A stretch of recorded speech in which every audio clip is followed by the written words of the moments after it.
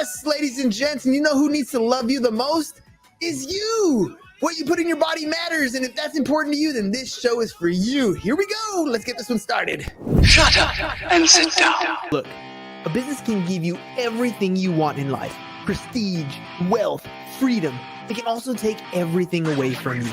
This show is for those who are willing to take that risk. These are the real life stories of entrepreneurs. But before we start, I have one small favor to ask. Please leave a comment. It can be advice, critiques, tips, feedback, or share this with someone because your engagement is the most valuable and most powerful form of social currency. So thank you, and welcome to another episode of Business Boss! All right, ladies and gents, who do we got on the show today? Let's start off with the intro. What you eat matters. I know, fast food is convenient, candy is delicious, and soda tingles your tongue, but all those things are doing damage to your body. What if you could transform your yard into a food-creating system? A place where you could grow your own natural fruits and veggies. Changing your diet not only helps you get fit or lose weight, it gives you clarity of thought and energy to take on the day, and most importantly, a healthier lifestyle. I can't wait to learn from today's guest who's converted a 700 square foot yard into a food forest with over 40 food and medicine producers. So let's welcome to the show from foodforestabundance.com, founder and chief storyteller, Jim Gale.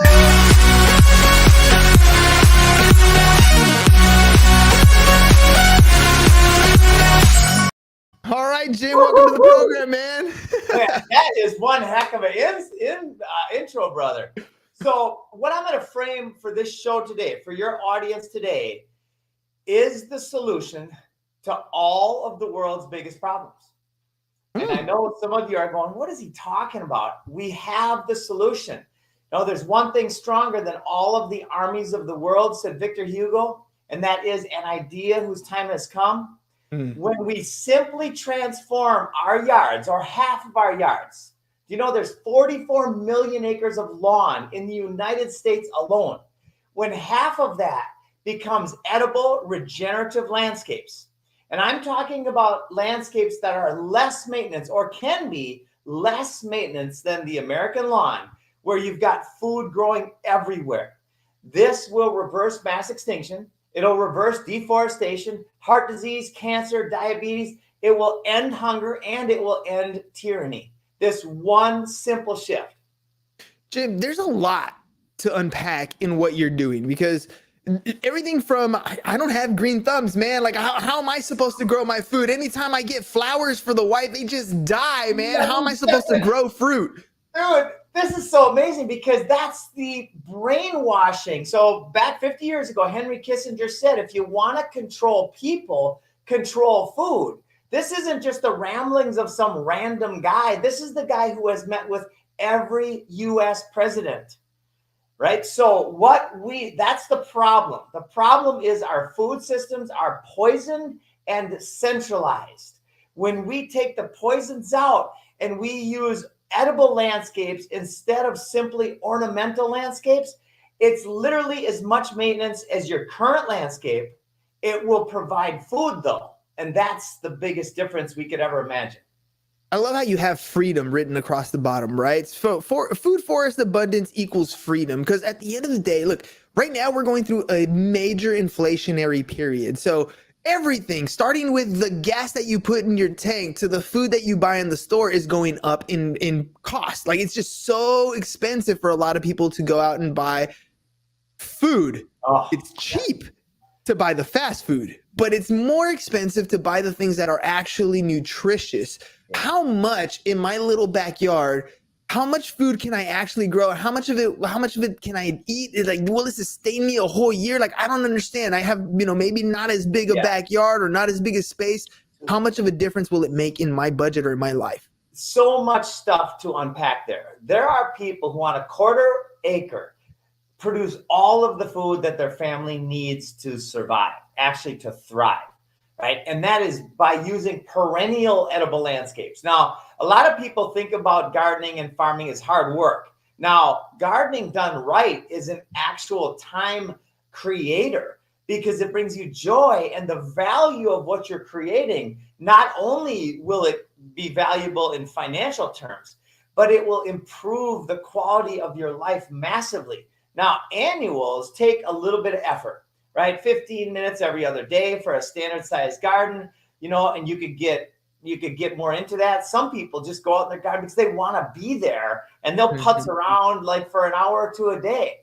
So that's an annual garden. A perennial food forest, fruit trees and berry bushes and grapevines on all of the fences.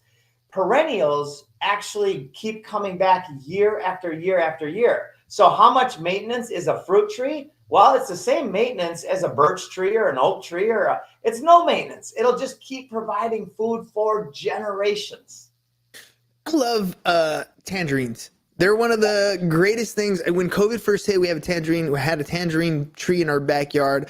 And when COVID first hit, I spent like literally every morning a few minutes just going off, picking out a tangerine, chomping it down, looking at the tree, grabbing another one. Some of the best stuff that you can grab. Growing up, my grandparents had avocado trees, loquat trees, lemon trees, and we'd spend hours just chilling in the tree like a monkey, right? But eating all that fruit.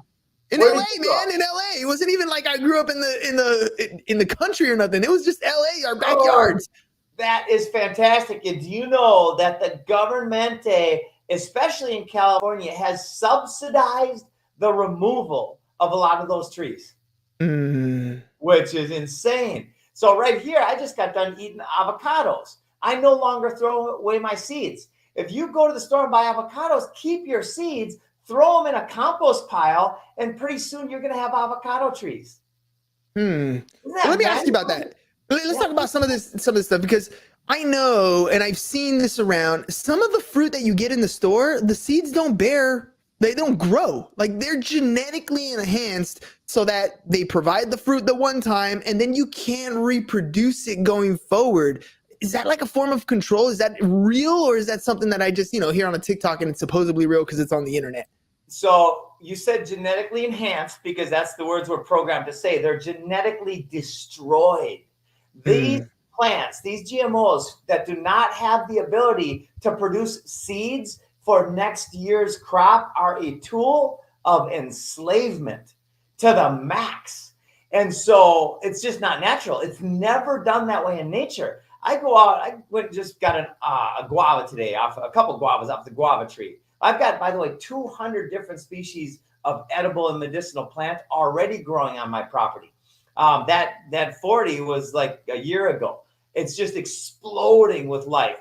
And so where was I going with that? The guava. Inside the guava are like 100 seeds. Every one of those seeds becomes new abundance for society, right? But they're taking the seeds out. Seeds are the seeds of life, and they're taking them out.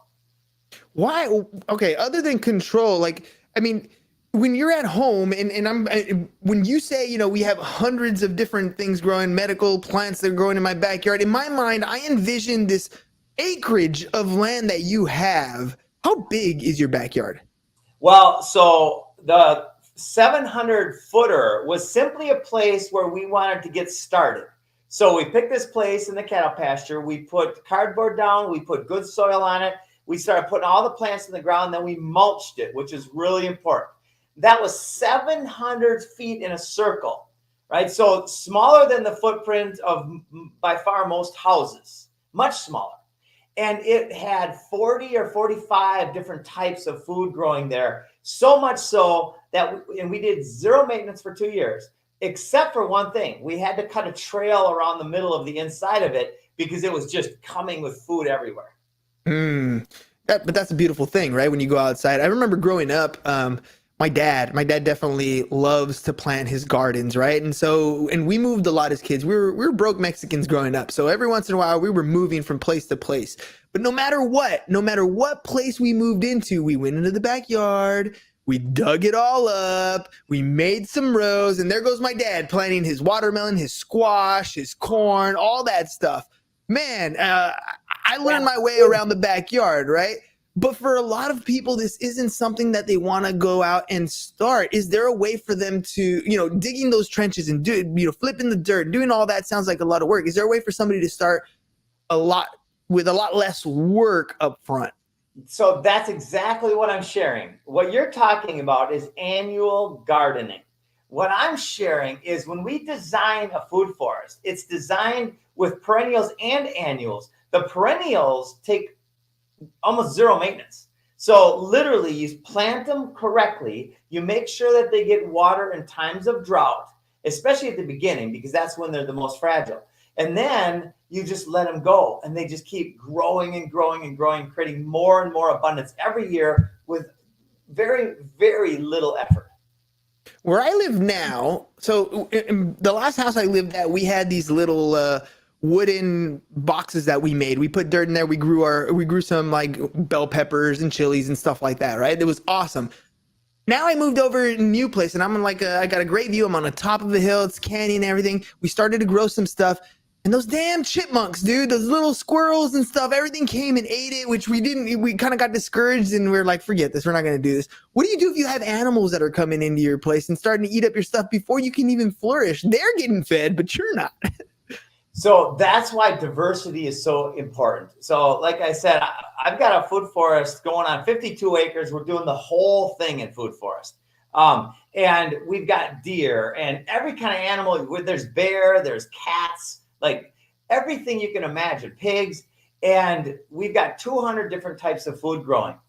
The animals will come in and they'll pick on a couple types of food, but they won't pick on all of them. And then if they do, if the animals outgrow their ability to manage an area, then here's what normally happens. An apex predator will come in and balance everything out. Apex predators, you probably heard the story of the wolves that changed the flow of rivers in the big national forest. No. Tell me that story, Chief Storyteller. How does that go? Oh, dude, this is amazing. And this is on Netflix, I believe. The wolves that changed the course of the rivers. Because when they took out the wolves in the big park, Yellowstone, when they took out the wolves, all of the herbivores just went nuts because there was nothing to create balance. Mm-hmm. So they introduced wolves again. Maybe this is about 20 years ago. The wolves then started creating balance again because the herbivores were eating all of the vegetation. The riverbanks were falling in. Everything was becoming a mess until the wolves came back, right? So in some systems, we're living in if you're living in an HOA, you got to be the apex predator. Maybe that just means you get a house cat. Or maybe you get a dog and you train your dog to bark at the squirrels, which is pretty easy to do. Or you get a BB gun and you start eating squirrels, right? There's a lot of different ways you can do it, and all of them follow natural processes and principles. So become the apex predator. All right. I like that. Okay, so let's talk about your website, foodforestabundance.com. If somebody's listening right now and they're like, okay, this is something I'm interested in. I definitely want to be more organic. I want to have my own food. I don't know what the heck they're putting in the stuff over there. I know I want to be as fresh as possible. How does somebody get started? So everything starts with design. Design is really the IP. It takes years of kind of focus and attention to become a designer, because you become passionate about how to design freedom into the fabric of reality. For real, it's amazing.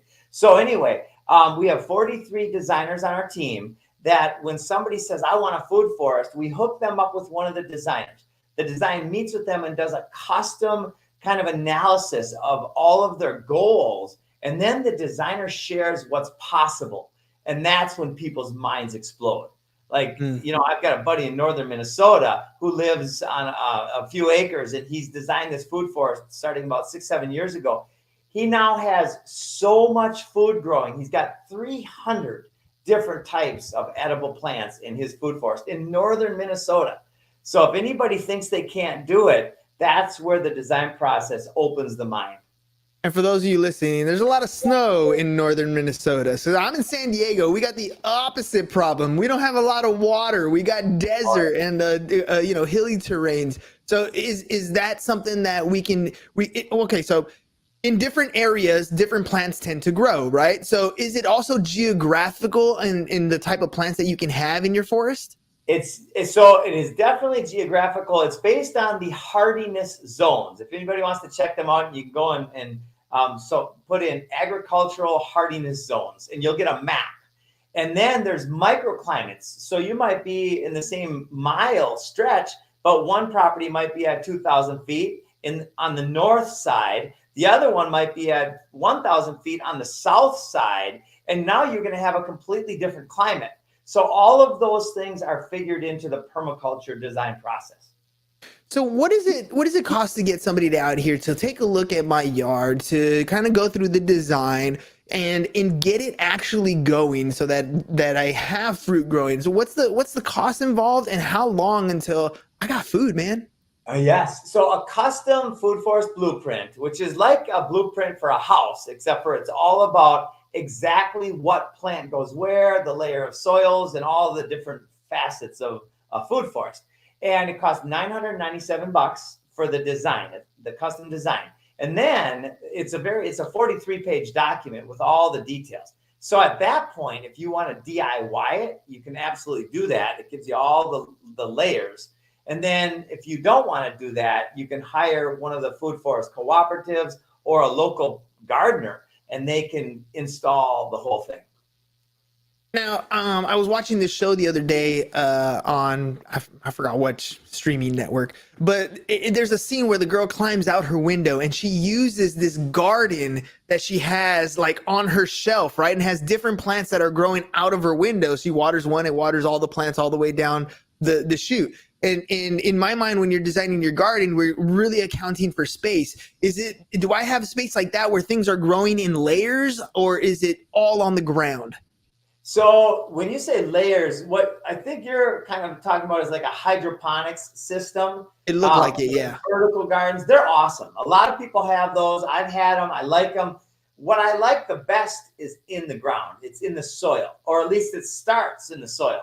So you might have a fence, for instance. We've got 3,000 foot of fence here where we're building our off-grid community. And there's a new plant, a vining plant every 8 feet. Grapes and passion fruit and dragon fruit. And we've got about 13 different types of those plants right now. And that we'll be able to get 1,000 bottles of wine off that fence within 3 years. 1,000 bottles of wine. That's impressive. That's impressive. Crazy. Or you can eat the grapes. Just saying, ladies and gents, you can eat the grapes as well.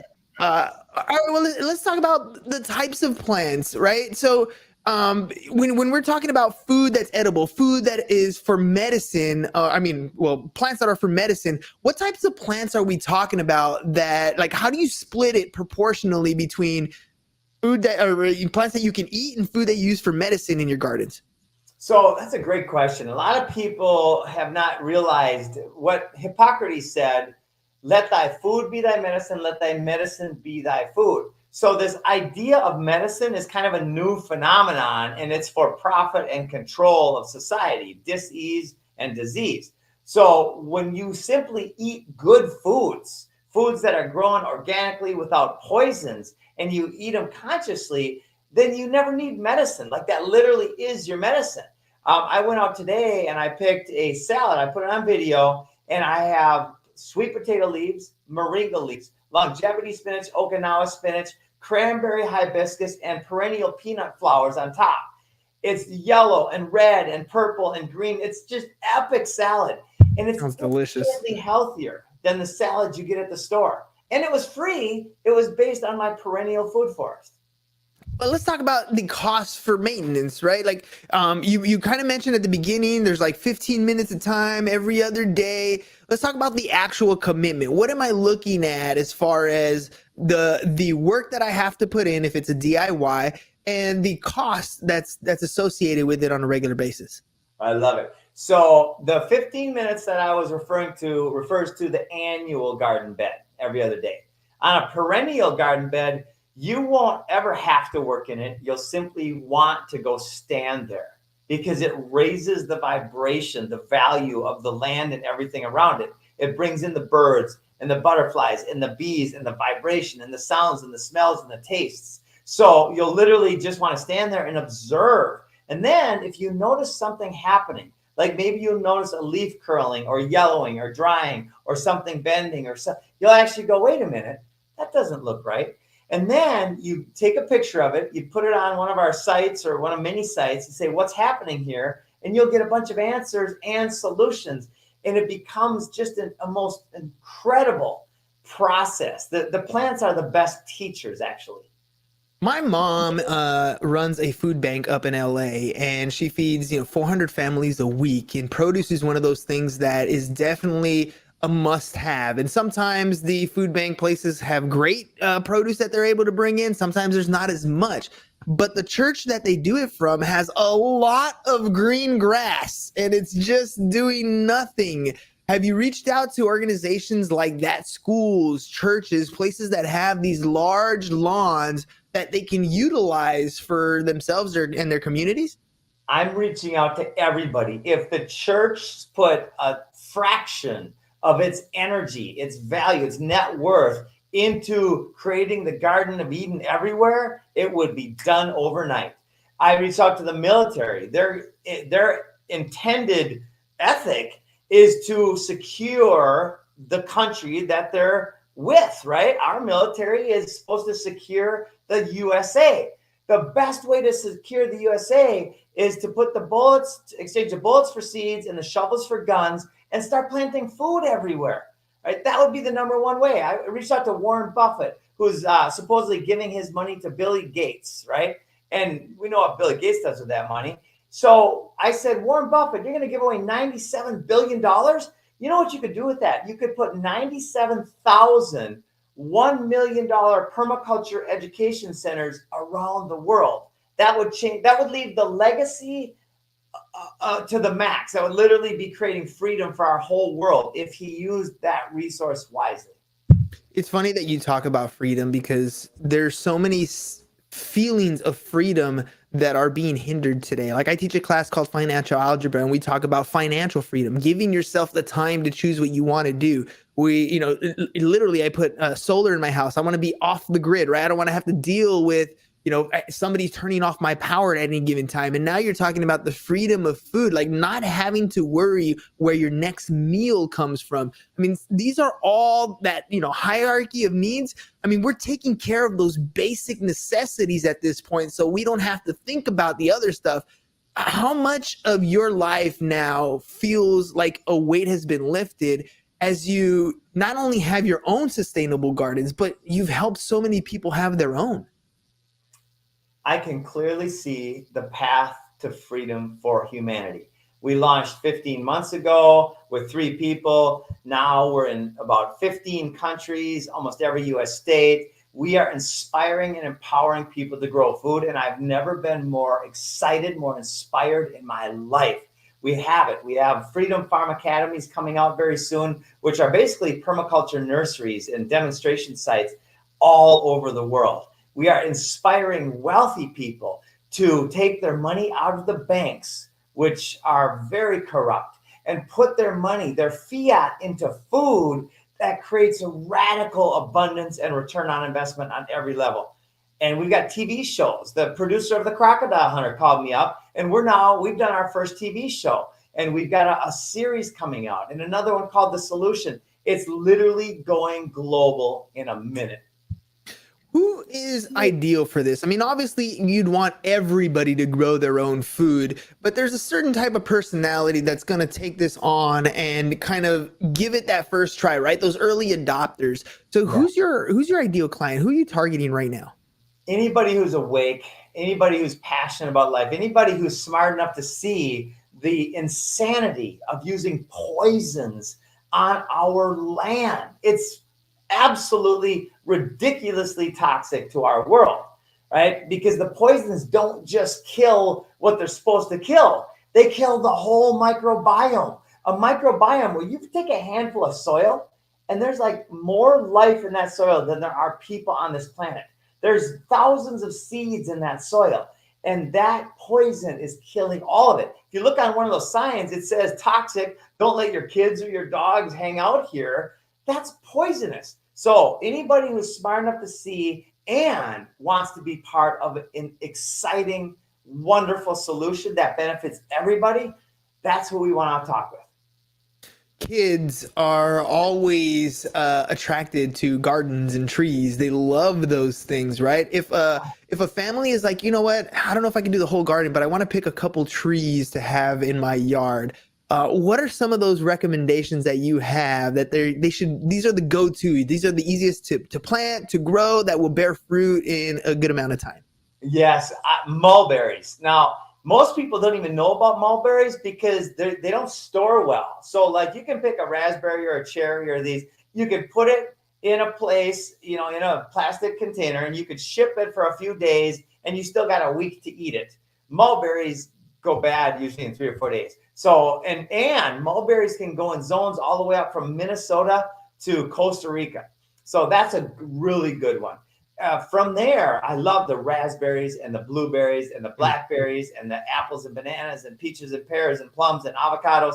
It's really endless. There's actually hundreds of thousands of different edible plants, and we only know, humanity only knows of a fraction of them now. All right, I'm gonna get a little gross, ladies and gents, but it is what it is. I have this habit in the morning. I make myself a fruit salad: blueberries, strawberries, bananas, granola, raisins, that sort of stuff. Drizzle it with honey. And that's my lunch. And the gross part for you guys is when I have to go number 2. It is so smooth. It is so easy. But when I go and indulge and I go have an In-N-Out double-double, or I go and have some other stuff that probably is not so good, been processed, it's a different experience. And I'm telling you from my own personal experience, the clean eating stuff makes a huge difference in your life. And I'm not saying I'm perfect because I don't do it every single day. Monday through Friday is usually where I'm pretty good. And then on the weekends, I eat that processed stuff. I like some candy every once in a while. I'm not saying don't do it, but it makes such a big difference in your life. Jim, how much of a habit has it become for you now that you have access to these other foods, to the clean eating? How much easier is it for you to just say, you know what, that Snicker bar looks good, but that apple or that nectarine or that pear or whatever looks a lot better? So I used to eat horrible. I would eat Taco Bell in college 4 days a week. I don't blame you. Soft tacos all the way, man. I know. I can't even believe I won the national champ as a wrestler because I ate so bad. And I could feel it at times. And then since then, every year, the more I learn. So one thing I don't ever do is poisons. We don't do poisons unless we go out to eat because you can't help it. Mm-hmm. There's so much stuff there that is not growing organically or naturally. Last night they brought pizza. We got done. We played tennis, and then afterwards they brought pizza. And I had a couple pieces of pizza. Oh my God! I didn't sleep as well as I normally do. It was like a bomb in my gut, like a rock. So I'm getting better all the time. Well, here's the other side, right? Like, I love to eat. Food and me, we get along really well. But if I'm eating a ton of pizza, it's not going to do a good job for me. How, when you eat fruit and you eat vegetables, is there really a limit to how much you can eat?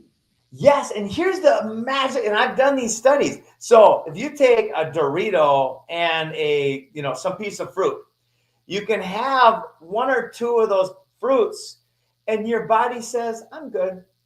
Mm-hmm. When you have a Dorito, they have chemists there that their only job is to get you addicted so you never stop eating. They play with the combinations of salts and sugars in a toxic way, by the way.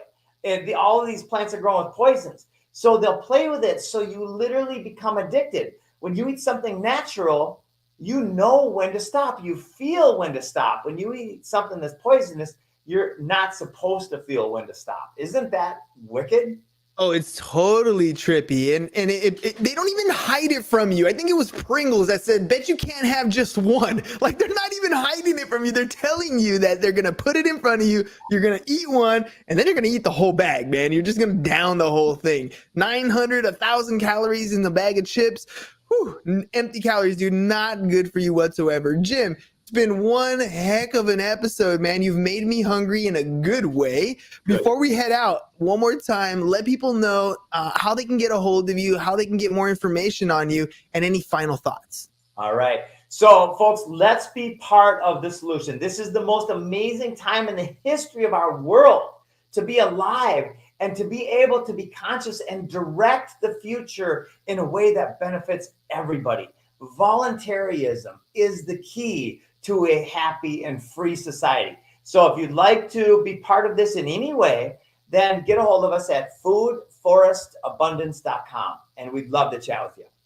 Boom, there it is, ladies and gents. Look, it takes a little bit of effort. Developing a habit, a new habit, is not always the easiest thing to do. But once you have it in place, once you set your standard that this is only the stuff that I'm going to eat, I'm not going to go back to doing the bad stuff, then you become better as an individual. And if you need help getting started, maybe you don't have a green thumb, you've never put together a garden, but it's something that you definitely want to check out. Go to foodforestabundance.com, foodforestabundance.com, or follow them on social at foodforestabundance and check it out. You never know. This might be the thing that just sets you apart. It's your peaceful 15 minutes a day that you can go outside, or that tree that provides that shade, or that nectarine or tangerine that you just put in your mouth is so juicy, so good. You'll understand it right there. Foodforestabundance.com, foodforestabundance.com. Jim, I got one more question for you. When we do our show, I promised you at the beginning I was going to have high energy. We're going to talk about your product and service in the best light possible. What was your experience like on the Business Bros?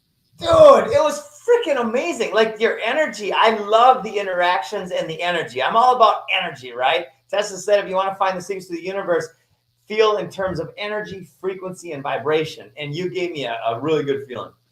Boom, there it is, ladies and gents. If you need help creating some fun content, make sure you guys check us out, businessbros.biz. Help you get started with your podcast, or post on your social media every day. Creating content is the way that you stay in front of your potential customers by creating messages that are bringing value and showing them cool ways to do things, just like Jim is telling you how to eat healthy, how to find your own organic stuff and feed your family for free. Just go to foodforestabundance.com. Jim, thank you very much for coming on the show today. Ladies and gents, enjoy your weekend. Happy Friday. Peace. And we're out. It's over. Go home. Is your business in need of marketing?